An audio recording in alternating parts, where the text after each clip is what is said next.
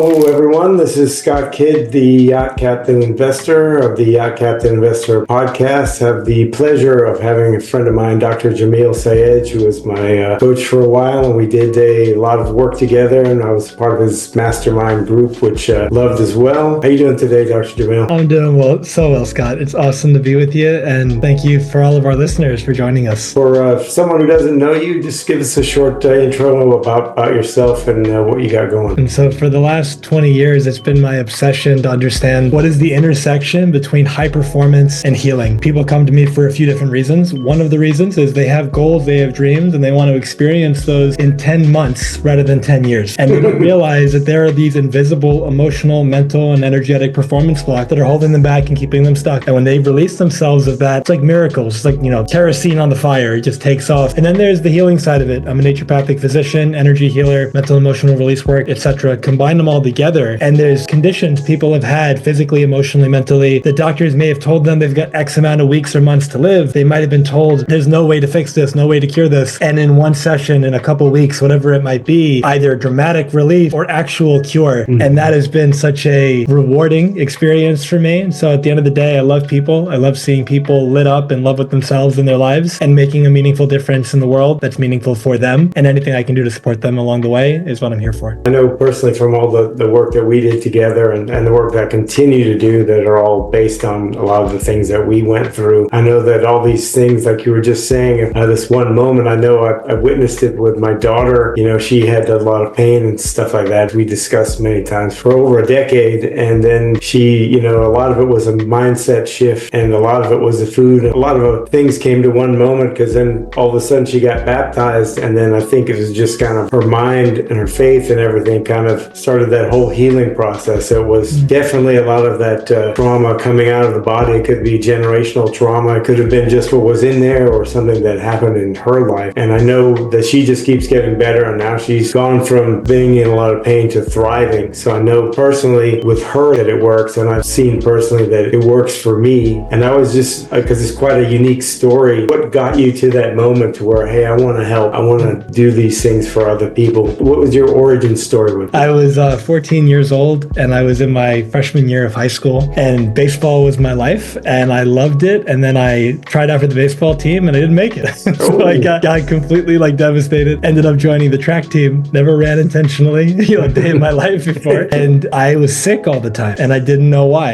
And I called it my yearly coat. I was always walking around with nonstop runny nose. I was coughing. I couldn't sleep that much, and didn't know what was going on. Then one day, my intuition just came through, and it was very clear. It just said, "It's your diet." And I didn't know at the time, but in hindsight, looking back, I had the worst diet of anyone I've ever met in my life. And I didn't have any reason to suspect diet. No one in my world talked about that kind of stuff. And so did some online searches, read some books, and created some overnight changes because I learned about these doctors around the world who were medical doctors, but they had a very holistic background in their training. And I was like, okay, well, if these people are telling the truth, everything I do is bad and everything I do is wrong. And so I started making some changes, some overnight and some over the course of a few years. Within a few weeks or months, stopped getting sick, started getting a lot faster, went from one of the worst people on the team to one of the best people in my grade. And I really started to get my first obsession as it relates to the work I do now with health. And people started asking me, hey, you're not sick anymore, or you're getting so much faster, or you seem really healthy, what's going on? And I would just share. I was only 14 years old, but I would share very enthusiastically. The next thing you know, I have a big family, a lot of them are medical doctors, and I'd be at a party, and one of my uncles is an internal medicine head of the hospital, and he would say, oh, what have you been up to? And in my mind, it was oh, he's a doctor, he'll get it. I would just share all these things, and he would say, oh, that's interesting. But I went into the science of it. So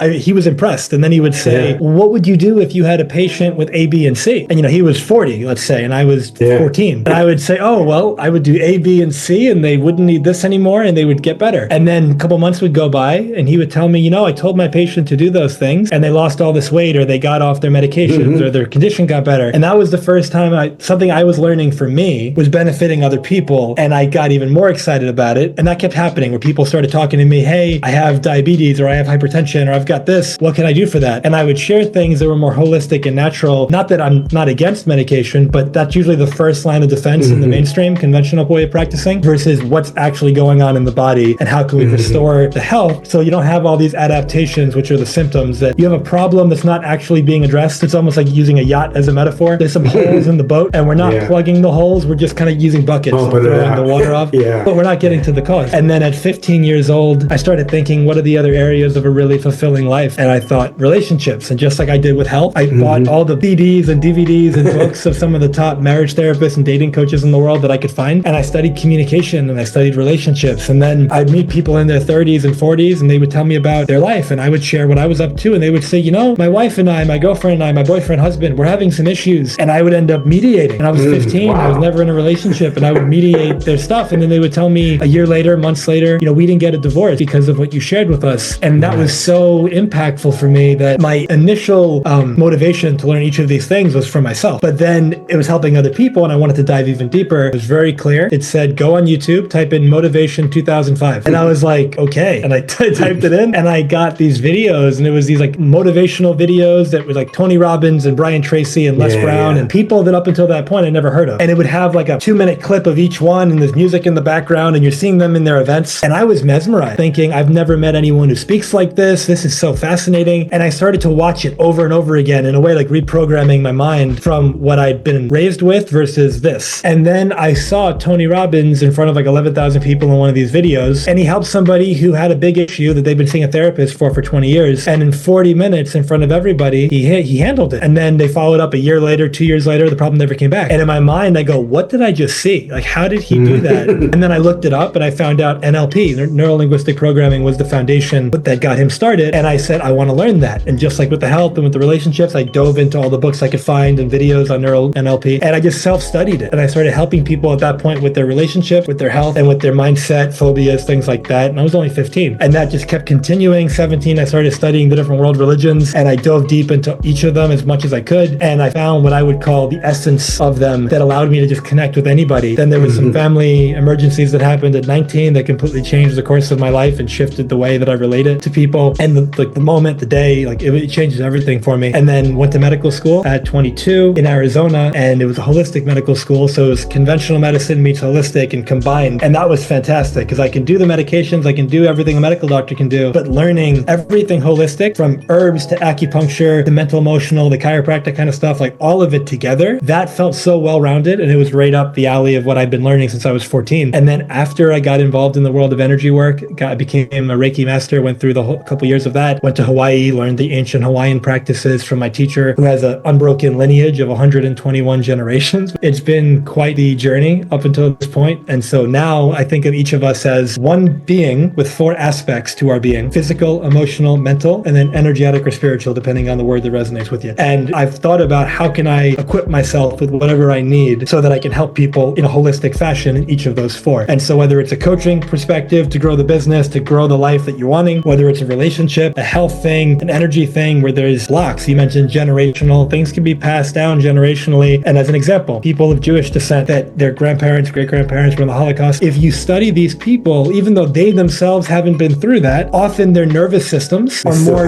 it still has it. It's like kind of trapped in there. They have more what they call sympathetic dominance. They're more tense. You can do work to release that. There's a study done on mice. Took a mouse, they exposed it to, I think it was sandalwood essential oil, and then once it smelled it, when it never smelled it before, and it was all calm, they shocked it. And they keep doing it till they create this association, like a Pavlovian response, where the mouse smells the oil and then it freaks out because it thinks it's going to get shocked. Once they've created that, they stop shocking it. Then they bred the mouse 7 generations. None of the generations ever got exposed to a shock or the sandalwood oil. The last generation, the 7th one, you expose them to sandalwood oil, they freak out, their nervous system goes nuts as if they're going to get shocked because the information is getting passed down. So when your grandmother was pregnant with your mother, and your mother was about 4 months into that pregnancy as a fetus, the egg that ultimately became you was in your mom's ovary. So anything that your grandmother did impacted your mom, which impacted the egg that ultimately became you. And so you literally carry energetically, physically, emotionally, and mentally the traumas of the past, whether it's yours or in your lineage. And when you can clear those, I've seen people have financial ceilings of income, they've got ceilings in their relationship, they sabotage their success in a variety of ways. And when you clear that, it is incredible. It's almost like having chains, like, anchors chained to your ankles, and you release them and you can finally fly. That's interesting that we're talking about that generational trauma that just kind of continuously stays in there. And if you don't deal with it, it's funny, we're a summation of all those things. That's why I always thought it was interesting that, a lot of people and cultures give thanks to their ancestors for a lot of things. And I had a friend of mine, we had a discussion when I was in college just starting. We were talking about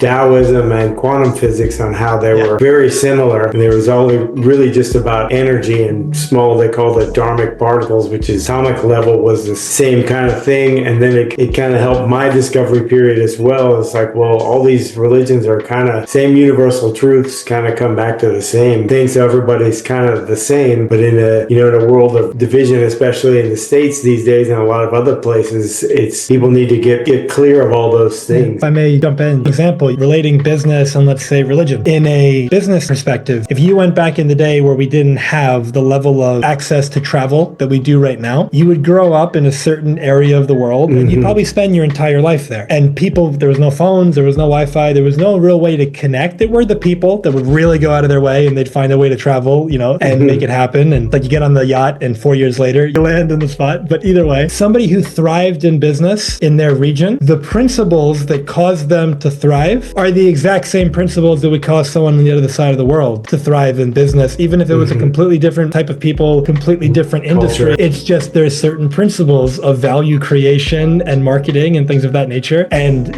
like enhancing the customer experience, etc., quality control, like all these kind of things are principles. But the same thing is true for the different spiritual teachings around the world. And if you went back in the day and you went to the wisest of the Buddhic people, or the wisest of the Hindus, or the wisest shaman in South America, or the wisest Native American, or the wisest Catholic, but you go to the wisest of them and you ask them what is true. And they may use certain words that are specific to where they came from, to their language, to the stories their people, their lineage would tell. So they would label things differently. But if you ask them to really chunk it down to the essence, in my opinion, from what I've studied, every one of these teachers, these wise people around the world, they would all be telling you the same thing. And I've seen that happen. I've spoken to people of every faith, that I've spoken to people at the essence of all the different spiritual texts. And we can argue at details. You can argue at the surface level. So-and-so said this. That's different than what my person said. But words are like signposts. They point to something deeper. So what was the essence of what that person was trying to get at? What was the deeper lesson? Regardless of the language or the story or the metaphor or the parable or the whatever. The essence, you could find that in every religion. You could find that in every spiritual practice. And so all that to say,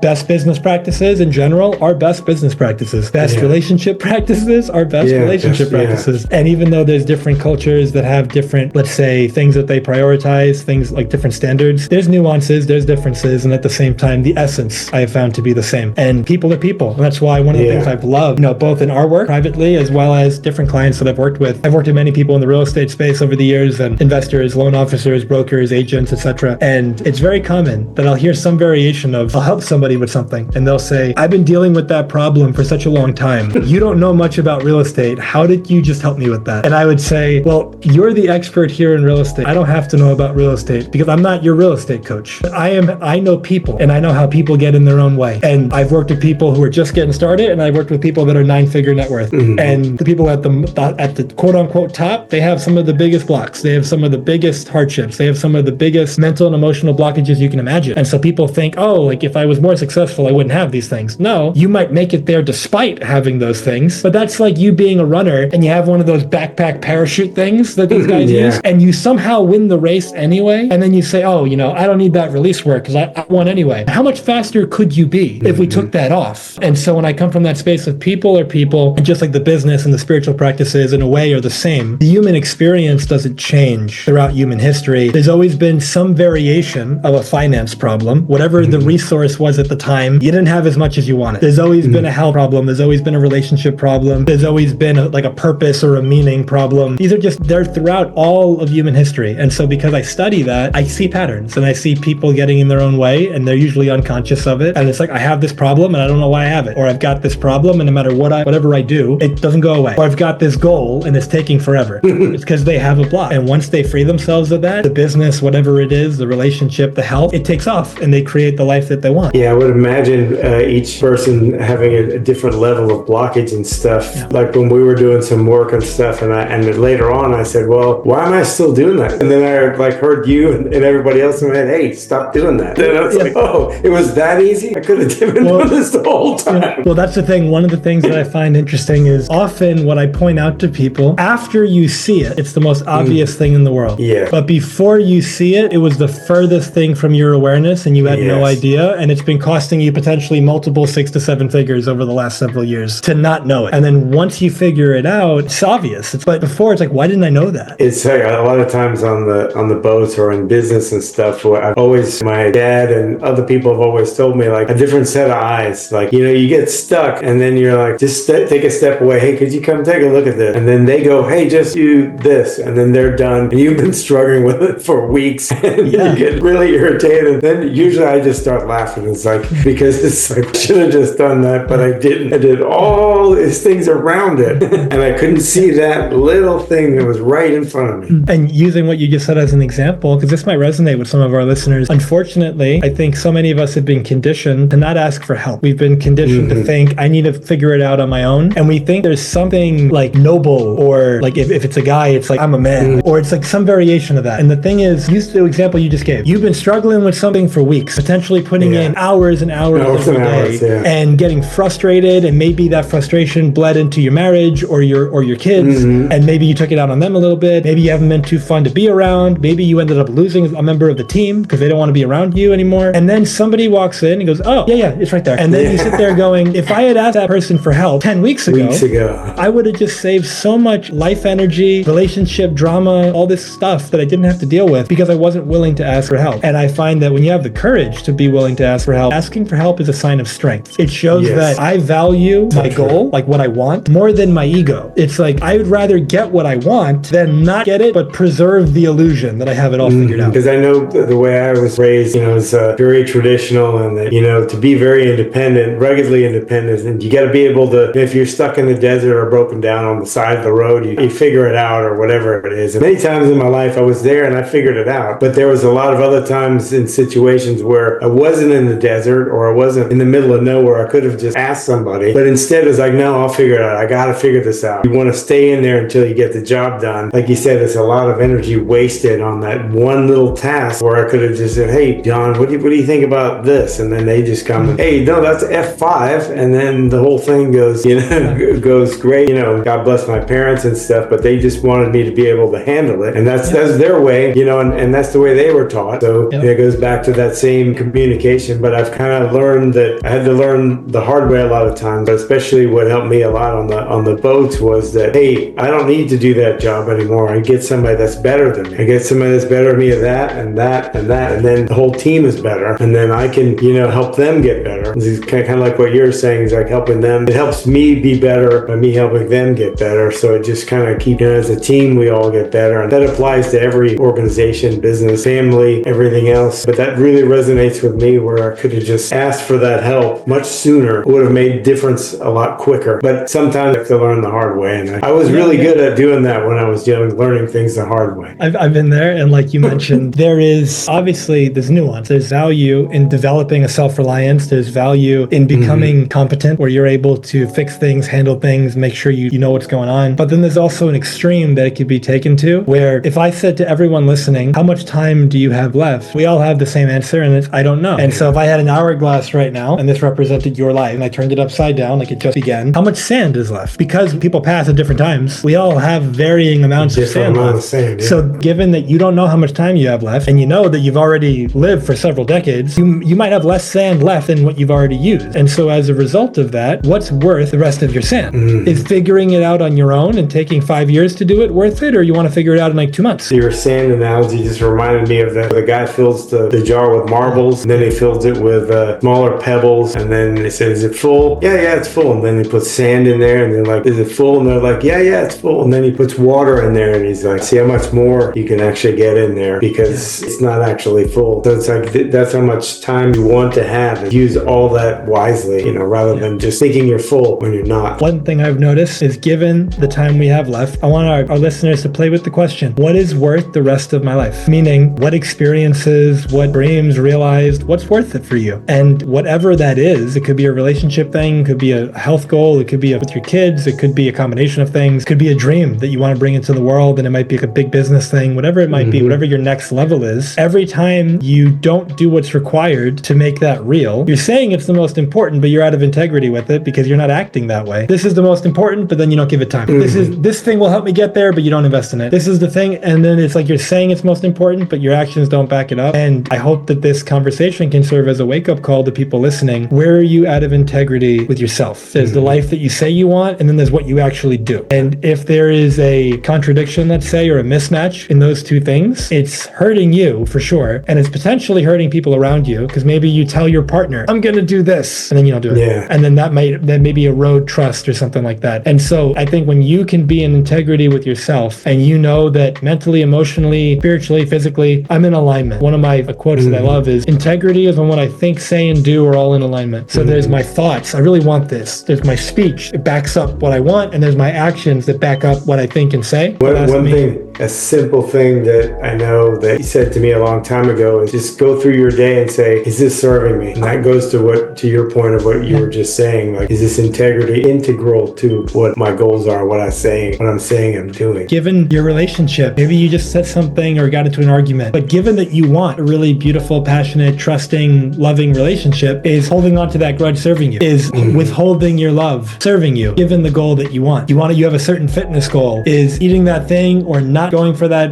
exercise routine or not sleeping or whatever it might be, is that serving you? And it's not about being perfect about it. No one's 100%, but whatever it is that you say yes to, you're saying no to other things. And when what you're saying no to is actually your dream, I want to hold the mirror up and reflect that back to you so you can actually recognize it, because very often we delude ourselves. We tell ourselves stories to justify our actions. And, I'll start tomorrow, it's been a busy day, not realizing you said that in the last 10 of the last days. And it's like we give ourselves a pass. I notice that often when somebody else breaks their word to us, we get upset. You promised, you said you were going to do this. Like, I can't trust you. I can't count on you. But when we break our word to ourselves, we give ourselves a pass because we understand, we justify it with our stories. And again, it's not about being perfect, but it's just recognizing where are you BSing yourself. And if you come from that space, that's one of the value that I find in these kind of conversations, both with me and my clients, with me and my own coach. I get reflected back to me. Here's things that I am not seeing about myself, or here's something that intellectually I get, but in an embodied level, I don't, because I'm not living it. And then the person reflects back to me and I go, oh, wow, that lens, now I see it. And then my actions change and I create all these amazing results. And it all stemmed from that one conversation. It's so integral, all those things that you said, and is this serving me? It's such a great thing to live by. And it's just a simple thing that you can ask yourself. It's not about being perfect, like you said, because no one is perfect. We all have our good days and bad days. Some days we're much better than others. But if we focus on just those little things that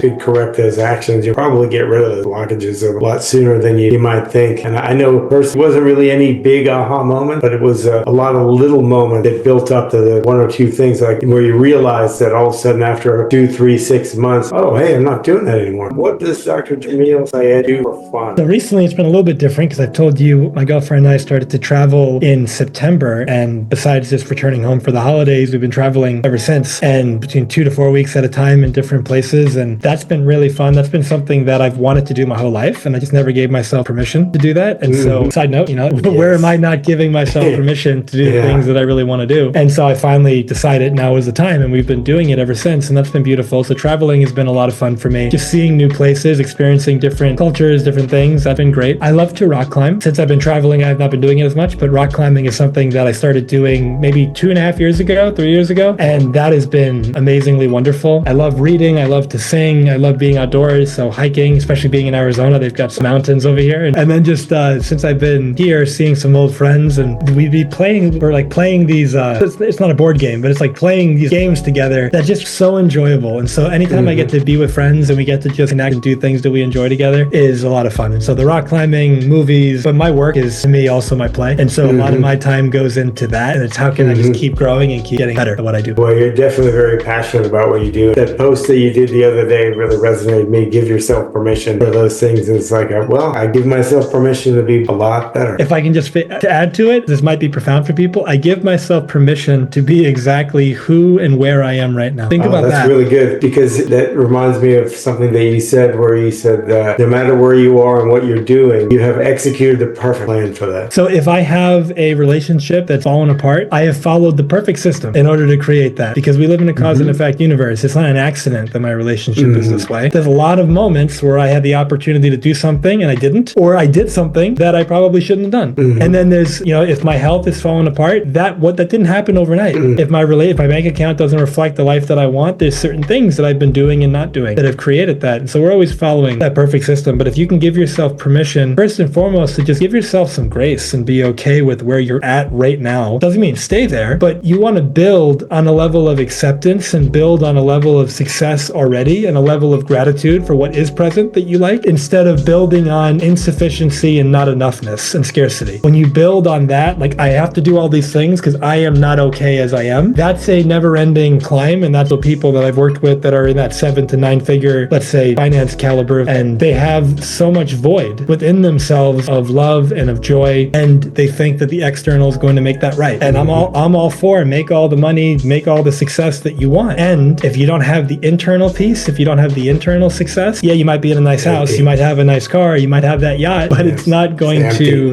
do it for you. I can tell that you'll never work a day in your life, because of what I've noticed since the beginning, that you truly love people and love what you do. Though this is only the beginning. You're going to help so many people. If somebody wants to get a hold of you and talk more and reach out to you, how would they get a hold of you? Thank you so much for the opportunity. It's been awesome being with you today. And right when I saw you on Zoom, it was like breath of fresh air. It was awesome. So if anyone has resonated with this conversation, if there is a goal or a dream that you have and you'd love to accomplish it significantly faster, if there is a block that you're blocked somehow, but you don't know what it is, if there's a health challenge going on right now, physically, emotionally, I've had autoimmune cancers, all these kind of things, and it's been pretty incredible to see the results either from a coaching or from a healing perspective. You can check out my website, which is jamilsayegh.com. You can read up on everything. You can schedule a call if that resonates. There's private work one-on-one. There's a mastermind community that I run every week. There's more of a group if that resonates with you. There's the healing work. There's a lot of different ways we could play. Thank you so much for being here with us today and just sharing everything. And like I said, you're never going to work a day in your life, and this is only the beginning of how many people you're going to touch. I know personally it's been wonderful, and it just keeps getting better, all the things that we've worked through and done. And I'm sharing it too. It's just going to only keep getting better. Well, thank you so much for being here today, and I love you, and I really appreciate you. Thank you so much. Thank you, Scott. Love you too, brother.